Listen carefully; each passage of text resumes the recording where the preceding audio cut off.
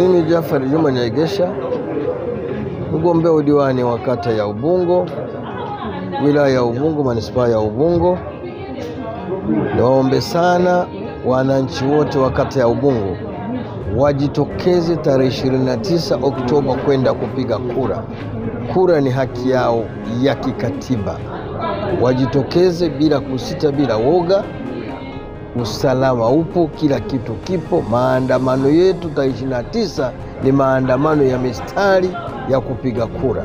Kwa majina naitwa John Jeremia Sanga, ni mgombea nafasi ya udiwani kata ya Saranga kupitia tiketi ya Chama cha Mapinduzi. Ni waombe wananchi wote kuhakikisha kwamba tarehe 29 wanajitokeza kupiga kura, kwa sababu ni haki yao ya msingi kikatiba.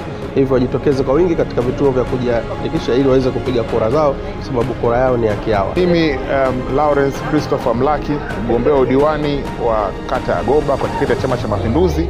Ninawasisitiza sana wananchi wote wa kata ya Goba wajitokeze kwa wingi siku ya tarehe 29 kwenda kupiga kura yao, kwa sababu ni haki yao ya kisheria, ni haki yao ya kikatiba ya nchi yetu. Mimi Kawina Haji Konde, mgombea udiwani kata ya Kwembe. Ndugu wananchi, na wahamasisha na waalika katika zoezi la kupiga kura siku ya tarehe 29.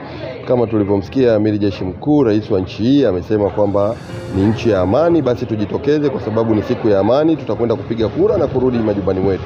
Asanteni sana.